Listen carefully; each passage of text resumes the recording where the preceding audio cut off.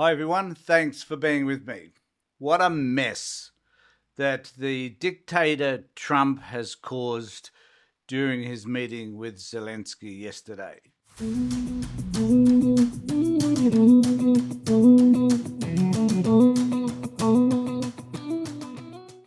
It is no surprise that Trump should have behaved in the way that he has. And it's certainly no surprise that J.D. Vance, one of the most revolting humans on this planet, chose to play this game with Zelenskyy, a game which is deadly, which is going to mean that the United States has become more isolated than it already was, and that the European nations will find a way in order to step behind Zelenskyy and support Zelenskyy in whichever way they can, because they realise that the security of Europe and probably the rest of the world is going to depend on what happens in Ukraine and the way that the rest of the world chooses to push back against Vladimir Putin. So, where does this lead us? But it reminded me of a conversation I heard recently, which described Trump like a pigeon, like playing chess with a pigeon. And I've got a picture here which kind of demonstrates just that very point.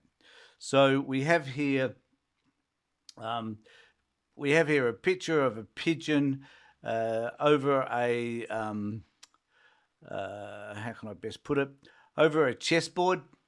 And what happens when you play chess with a pigeon is that they will shit all over the chessboard, mess up all the pieces, fly away, and ultimately declare that they are the winners. And this is what exactly is the strategy, I think, of Donald Trump, is that he's going to declare that he's the winner, even though he's shat all over the chessboard, scattered the pieces everywhere, and has flown off into the distance. And the rest of the world is left holding the bag.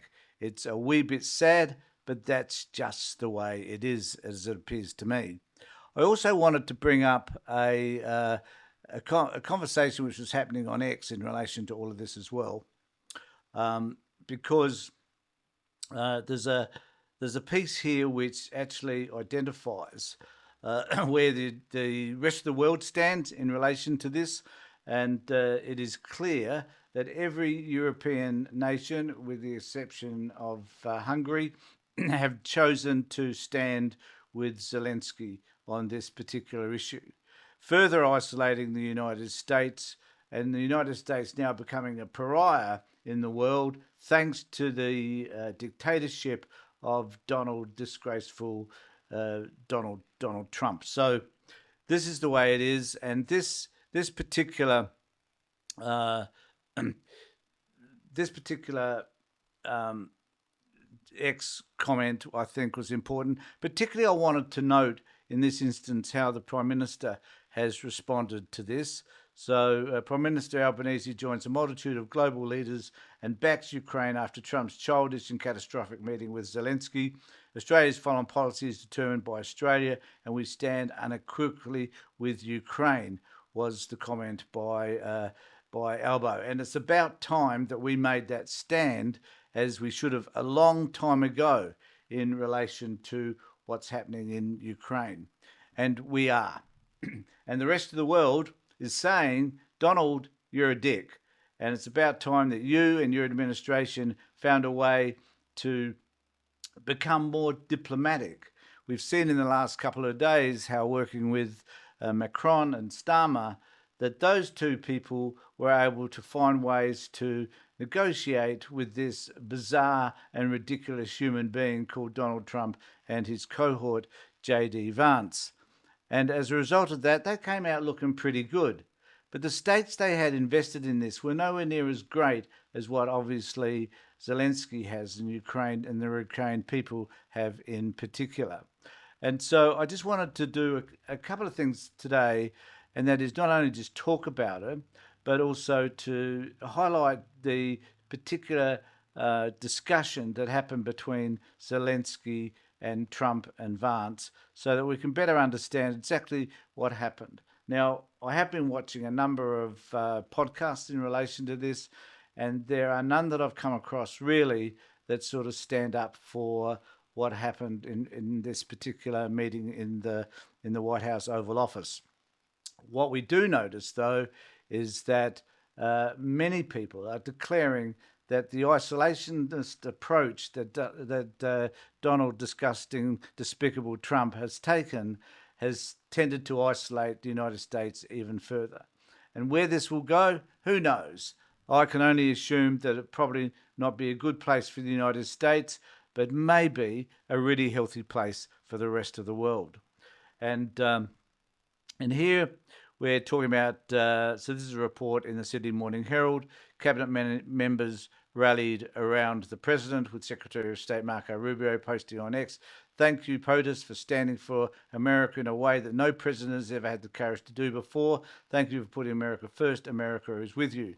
And the reason why I wanted to highlight that particular post and some others that follow with regard to Lindsey Graham and so on is that I cannot understand why the Republicans, who have been very hawkish against Russia over the years, have suddenly made this decision that it's in their best interest to focus on what's happening with regard to the United States now stance on Ukraine and them siding with Putin.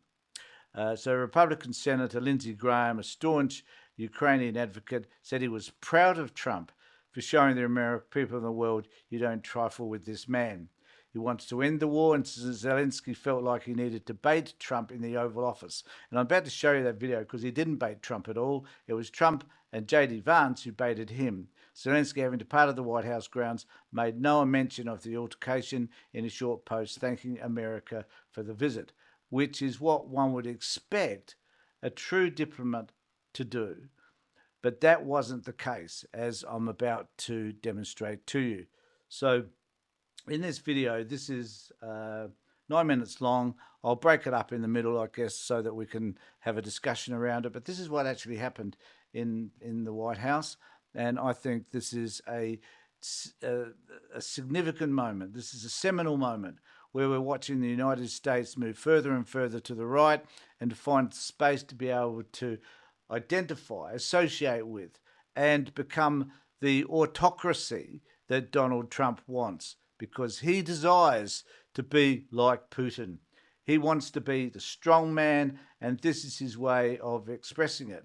And it is worth noting, I think, that in all of this, this is about Trump, who is bigger in size, round as well as height, and that he is determined that he is not going to be dominated by this smaller man that he sees Zelenskyy as, a comedian, in fact, who is very successful and who has the rest of the world behind him. Now, that must annoy Trump to the nth degree. Trump is pained by the fact that this little man has this country which has a great deal of wealth, great deal of potential that Trump wants to tap into, because all he sees at the end of the day is some sort of transaction whereby he can make some money from all of this. Personally, not just for the United States, but personally, I'm sure he wants to make some money from it, as he does from Gaza. I mean, the man's bizarre, to say the least. But this is the video of him and the confrontation with Zelenskyy. Well, if I didn't align myself with both of them, you'd never have a deal. You want me to say really terrible things about Putin and then say, "Hi, Vladimir, how are we doing on the deal?" It doesn't work that way. I'm not allowed. But it seems to be okay to say some terrible things about Zelenskyy, as he did a couple of days ago, and then turn that back and say, well, can't remember saying that, I didn't say it. Either the man's demented, or he's just so psychopathic, so narcissistic that he cannot acknowledge any negativity at all about any of the conversations he's had about anybody else in the past. With Putin? I'm not aligned with anybody. I'm aligned with the United States of America. That is definitely a lie.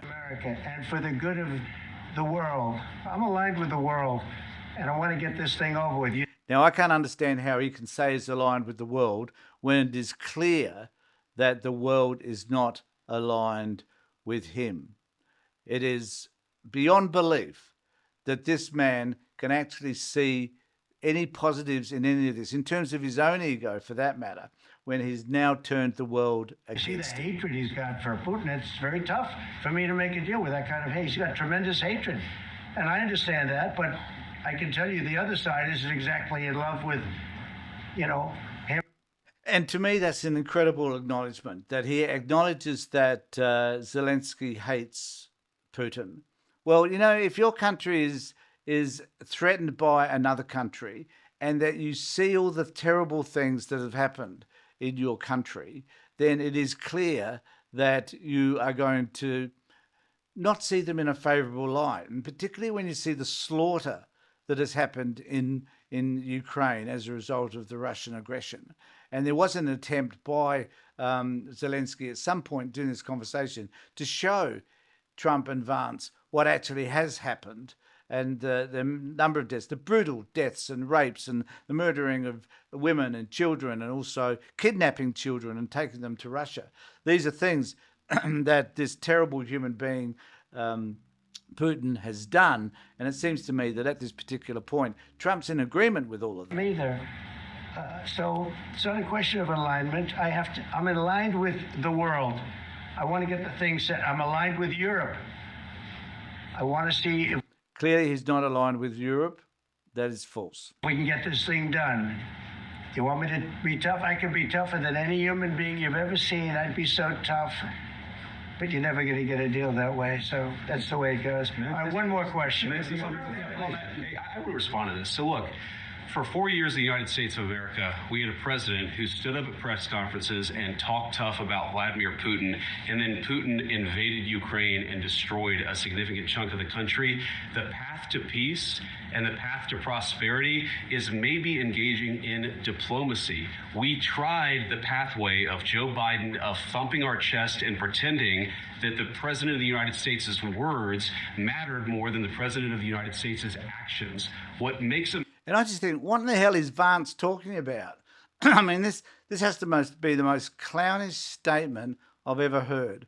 So the man is as unhinged as is Trump. America a good country? Is America engaging in diplomacy? That's what President Trump's doing. No, he's not. Can I ask you? Sure. Yeah? Yeah. Okay. So he occupied our parts, big parts of Ukraine, parts of East and Crimea. So he occupied it on 2014. So during a lot of years, so I'm not speaking about just Biden, but those time was Obama, then President Obama, then President Trump, then President Biden, now the President Trump, and God bless, now President Trump will stop him. But during 2014, nobody stopped him. He just occupied and took. He killed people. You know what the contact 2015. 2014. 2014 and 2014. 2014? Yeah. So I was not here. Yeah, but That's exactly right. Yes, but during 2014 till 2022, the situation the same. The people have been dying on the contact line. Nobody stopped him. You know that we had conversations with him. A lot of conversation, my bilateral conversation, and we signed with him, me, like a new president, in 20. So here's Zelensky explaining to Trump and to Vance that negotiations have been attempted with Putin. They deny this, have stated many, many times, or Trump has at least, that there hasn't been negotiations with Putin, that Putin's been cut out of those negotiations. And this is Zelensky explaining to these two morons that many, many times they've attempted to negotiate some form of peace. 2019, I signed with him the deal. I signed with him, Macron and Merkel, we signed ceasefire. Ceasefire. All of them told me that he will never go. We signed him with gas contract. Gas contract. Yes, but after that, he broken this ceasefire. He killed our people and he didn't exchange prisoners. We signed the exchange of prisoners, but he didn't do it. What kind of diplomacy, JD, you ask? So it's a really interesting question, isn't it? So he's asking, we've done all of these things. We've diplomatically tried to engage with this man and he's refused to engage with us. What are you talking about, JD Vance, when you're talking about a form of diplomacy? Now, it was at this point one could argue that perhaps the case didn't need to be made in the way that Zelenskyy had made it. But nevertheless, this man was pushed back against the wall and had to he justified all the diplomacy attempts that had been made. Diplomacy attempts which have been denied by Trump and Vance. But nevertheless, he needed to make the case. He did, and this is the result. What do you mean? I'm talking about the kind of diplomacy that's going to end the destruction of your country. Yes, but if you Mr. President, with respect, I think it's disrespectful for you to come to the Oval Office and try to... This is the most disgusting, appalling response that one can ever imagine from any member of any government, let alone the American government. J.D. Vance is an absolute disgrace, and anybody who voted for him, who supports him, is also disgraceful, I believe. Litigate this in front of the American media. Right now, you guys are going around and forcing conscripts to the front lines because you have manpower problems. You should be thanking the... And Russia's not forcing conscripts to the front line, and in fact, seeking conscripts from, of all places, North Korea. President for trying to bring an end to this conflict. Have you been to Ukraine that you see what problems we have? I have been to... Come on. I've actually watched... So this is where Zelenskyy challenges Vance about the information that he's got, simply because he's never been to Ukraine. And seen the stories, and I know what happens is you bring people... Don't you love the way he points the finger at him? I mean, this is just so bullying tactic. Two people ganging up on one man. It is horrible to You watch. bring them on a propaganda tour, Mr. President. Do you disagree that you've had problems bringing people into your military? And do you think that it's respectful to come to the Oval Office of the United States of America and attack the administration that is trying to prevent the destruction of your country? A lot of questions. Let's start from the beginning. Sure. First of all, during the war, everybody has problems. Even you, but you have nice ocean and you don't feel now, but you will feel it in the future. I love this bit because I reckon that to some extent this will come true. That the United States, even though they have the Atlantic and the Pacific between them, they will discover that there are some real issues that are going to manifest themselves, whether it be inflation, whether it be the world turning against them, whatever it is. This is a prediction that Zelensky's making, and I think it will eventually. God bless. You don't know that. God bless. God bless. You will not have war. Don't tell us what we're going to feel. We're trying to solve. See, the effort here by a bully is to attack somebody, particularly when they're being told how they should be feeling. He wasn't telling them how they'd be feeling. He'd tell them what will be the consequences of them not supporting Ukraine. And the reality here is that Trump doesn't understand what feelings and emotions are anyway. So he has no concept of what Zelenskyy is actually saying to him. A problem. Don't tell us what we're going to feel. I'm not telling you. Because you're in no position to dictate that. Remember this. You're in no position to dictate what we're going to feel. We're going to feel very good. We're going to feel very good and very strong. You will feel influence. You're right now not in a very good position. You've allowed yourself to be in a very bad position, and he happens to be right about From it. the very beginning of the war. You're not in a good position. You You don't have the cards right now. With us, you start having cards. Right now, you don't. You're playing cards. I'm not playing cards. I love it. Go, Zelenskyy. You're playing cards. You're gambling with the lives of millions of people. You're gambling with World War III. You're gambling with World War III. And what you're doing is very disrespectful to the country, this country, that's back to you, far more than a lot of people said they should have. Have you said thank you once this entire meeting? No, in this entire meeting. There are some interesting clips of the number of times that Zelenskyy has turned up to Congress and said, thank you for your contribution, we appreciate it. Thank you for your support to the United States. So where this comes from J.D. Vance, one of the worst humans on this planet, I will never know. You said thank you. You went to Pennsylvania and campaigned for the opposition in October. Offer some words of appreciation for the United States of America and the president who's trying to save your country. Please, you think that if you will speak very loudly about the war, He's not speaking loudly. He's not speaking loudly. Your country's in big trouble. Can I Wait a answer? minute. No. Can You've I? done a lot of talking. Your country is in big trouble. I know. You're not winning. No. You're not winning this. You have a damn good chance of We are coming out staying, okay because of Mr. us. President, we are staying in our country, staying strong from the very beginning of the war. We've been alone, and we are thankful. I said thanks You haven't in been this allowed. cabinet. You haven't not been only allowed. in this We cabinet. gave you through I this said thank stupid you. president 350. Don't like the way the bully Trump talks over him. It's just the whole episode, I think, is absolutely woeful. It's a disgrace to think that this should even happen in the way that it has. And it's an embarrassment to the United States. And there'll be some people on my channel who will argue that Zelenskyy is wrong for whatever reason. But what I want to take you to now is an ex post which highlights some of the most interesting things that other people around the world has said. Polish Prime Minister: Dear Zelenskyy, dear Ukrainian friends, you are not alone. President of Lithuania, Ukraine, you never walk alone. Denmark Prime Minister: Dear Zelenskyy, Denmark proudly stands with Ukraine and the Ukrainian people. President Macron: there is an aggressor, Russia. There is a people being aggressed, Ukraine. We're all right to help Ukraine and sanction Russia 3 years ago and to continue doing so.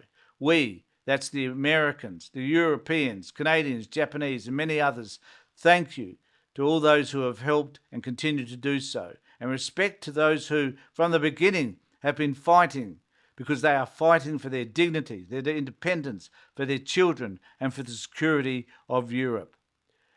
The Moldova president: the truth is simple. Russia invaded Ukraine. Russia is the aggressor. Ukraine defends its freedom and ours. We stand with Ukraine. Swedish Prime Minister: Sweden stands with Ukraine. You are not only fighting for your freedom, but also for all of Europe's.